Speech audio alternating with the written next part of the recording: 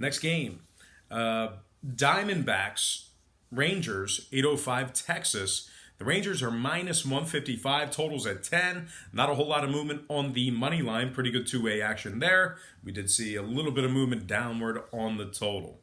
Once again, Texas is minus 155, total open 10.5 down to 10 flat. 59% are leaning Rangers, 63% shaded toward the over. Right now, the Diamondbacks are plus 145 on the money line. The Rangers are plus $1.10 on the run line. We have Alex Young for the D-backs, Lance Lynn for the Rangers.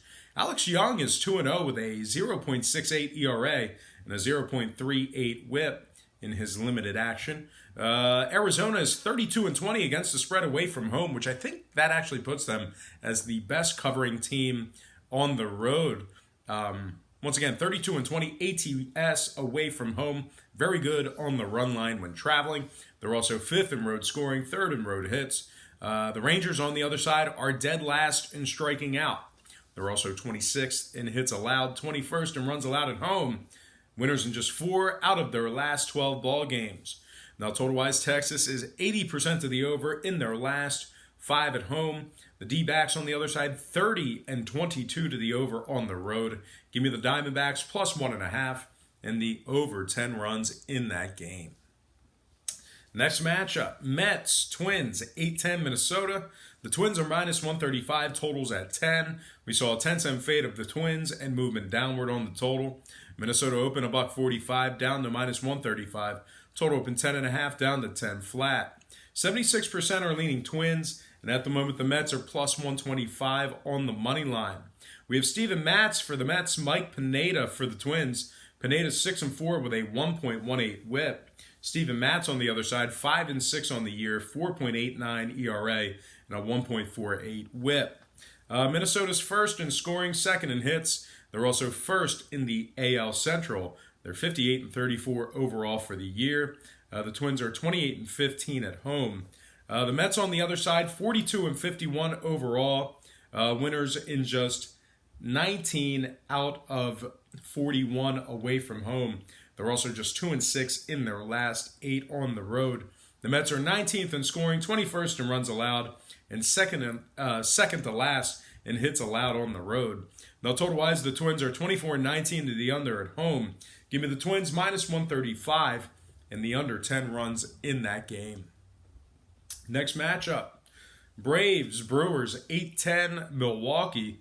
The Brewers are minus 160, totals 9.5. We saw a 15-cent fade of the Brewers and movement upward on the total. Milwaukee open 175 down to minus 160. Total open 9 up to 9.5. 51% are leading Braves, 79% shaded toward the over. Right now, Atlanta's plus 150 on the money line. Milwaukee plus $1.20 on the run line. We have Bryce Wilson for the Braves, Brandon Woodruff for the Brewers. Woodruff is 10-3 with a 3.67 ERA and a 1.14 whip. Woodruff has also got himself 126 strikeouts in just 106 innings pitched. Wilson on the other side for the Braves, 6.14 ERA, 1.57 whip.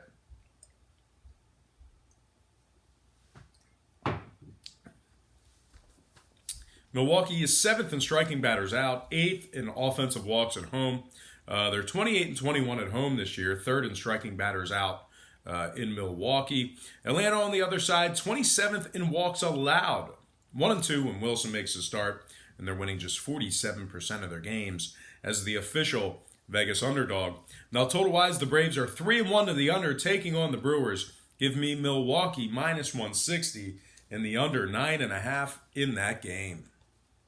Next matchup, Pirates, Cards, 8-15 St. Louis. The Cards are minus 165. Totals at 9. Not a whole lot of movement on the money line. We did see a little movement upward on the total. Once again, the Cardinals are minus 165. Total open 8.5 up to 9 flat. 53% are leaning Cardinals, 77% shaded toward the over. Right now, the Pirates are plus 155 on the money line. The Cardinals are plus $1.15 on the run line. We have Dario Agrazal for the Pirates, Jack Flaherty for the Cards. Flaherty's 4-6 with a 4.64 ERA. A Grozzel on the other side for the Pirates, 2-0 with a 2.81 ERA. Pirates are third in hits, eighth in striking batters out. They're also 21-15, taking on teams between 460 and 540. The Cards on the other side, winners in just 7 out of 18 ball games where Flaherty made the start. They're also just 1-9 in their games at the current market price. The Cards are 22nd in hits, 21st in striking batters out at home. When it comes to the total, the Cards are 15-8 to the under at home when the line was 9 or higher. Give me Pittsburgh plus 1.5 and the under 9 runs in that game. Next matchup, White Sox, Royals, 8:15 Kansas City. The White Sox are minus 125, totals at 10.5. We did see a good old-fashioned down and dirty flip of the lines in this one. The White Sox opened plus 105, now minus 125. That was a 30-cent move on the money line. So once again, the White Sox open plus 105, now minus 125. Total open 10, up to 10.5. The White Sox, well, 65% of the consensus is leaning toward them. And 57% are shaded toward the over in this one.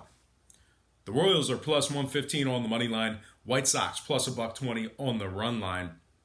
We have Dylan Cease for the White Sox, Glenn Sparkman for the Royals. The White Sox have dropped 6 out of their last 7. They're also just 1-8 in their last 9 on the road. They're 6 games under 500 this year, 42-48 overall. They're also just winners in just 17 out of 45 away from home. The White Sox are 26th in scoring, 23rd in striking out, 25th in runs allowed, 28th in walks allowed. Now the Royals on the other side, 3-1 in their last 4. They're also 7th in striking out at home, so making a lot of contact, which is nice. Total-wise, Kansas City 9-4 to the under, taking on the White Sox.